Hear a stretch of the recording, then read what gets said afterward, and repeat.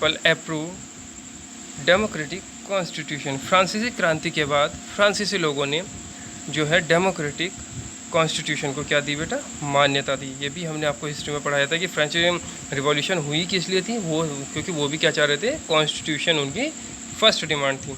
Since then it has become a practice in all democracies to have written constitution.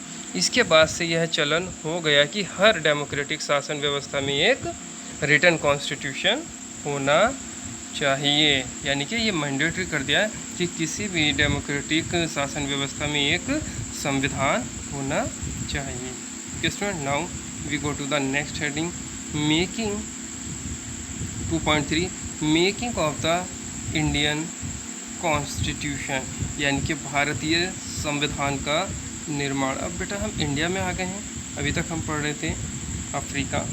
Okay student, like South Africa, India's constitution was also drawn up under very difficult circumstances.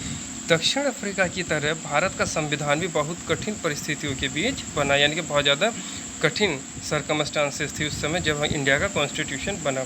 The making of the constitution for a huge and diverse country like India was not an easy affair.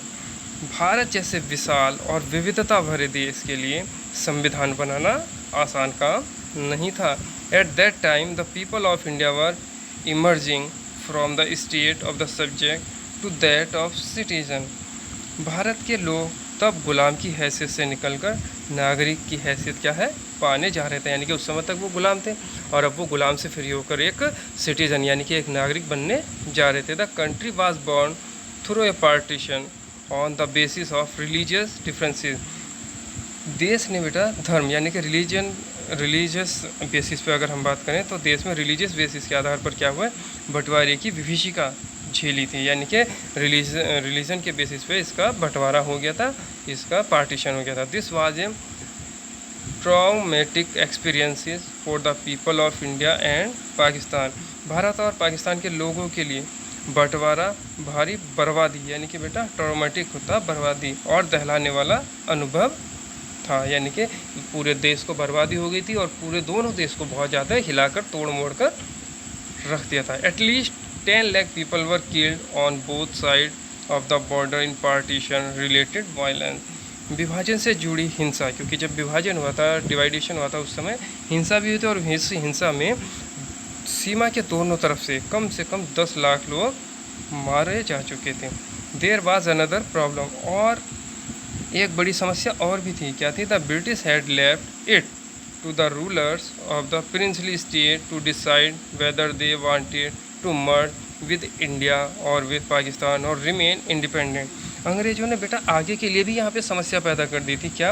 अंग्रेज़ों ने देसी रियासतों के शासकों को यह आज़ादी दे दी थी कि वे भारत या पाकिस्तान जिसमें उनकी इच्छा हो अपनी रियासत का उसमें विलय कर दें या उसमें मिल जाए, या ये भी हो सकता है कि वो स्वतंत्र रहे, यानी कि प्रिंसली स्टेट को ये पावर दे दी थी ब्रिटिश गवर्नमेंट ने कि आपकी इच्छा है तो आप पाकिस्तान में मिल जाए और आपकी इच्छा है तो आप हिंदुस्तान में मिल जाए और आपकी इच्छा है तो आप फ्री भी रह सकते हैं। ओके स्टूडेंट, नाउ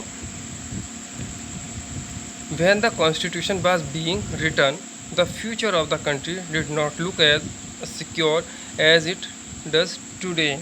इन रियासतों का विलय मुश्किल और अनिश्चित भरा था। जब संविधान लिखा जा रहा था तब देश का भविष्य इतना सुरक्षित और चैन भरा नहीं लगता था जितना कि आज है। Okay student, the makers of the constitution had anxieties about the present and the future of the country. संविधान निर्माताओं को देश के वर्तमान और भविष्य की चिंता थी, यानी कि वो इस विषय में बहुत ज़्यादा परेशान थे। अब यहाँ पे बेटा एक पॉइंट आया है, speak to your grandparents, अपने दादा दादी नाना नानी से बात कीजिए। Some other elders in your locality, और आपकी लोकेलिटी में जो कुछ बड़े लोग रहते हैं उनसे बात कीजिए। आस्क देम, उनसे पूछिए। If they have our memory, अगर उनको याद हो पार्टीशन के विषय में और इंडिपेंडेंस और the making of the constitution, और अपने संविधान के बनाने की निर्माण प्रक्रिया के विषय में याद हो। व्हाट वर देयर फियर्स, उन्हें क्या डर था, क्या उम्मीद थी अबाउट द कंट्री, अपनी कंट्री के विषय में एट दैट टाइम, उस समय। डिस्कस दिस द क्लासरूम, और बाद में इसको बेटा क्लासरूम में डिस्कस कीजिए। Okay student, now we go to the next point, the path to constitution, संविधान का रास्ता। Despite all these difficulties, there was one big advantage for the makers of the Indian Constitution. Student, इसके बाद का जो topic है, यानी कि यहाँ से जो हमारा टॉपिक है द पाथ टू कॉन्स्टिट्यूशन, ये हम लोग कल डिस्कस करेंगे। Okay student, thank you and have a nice day.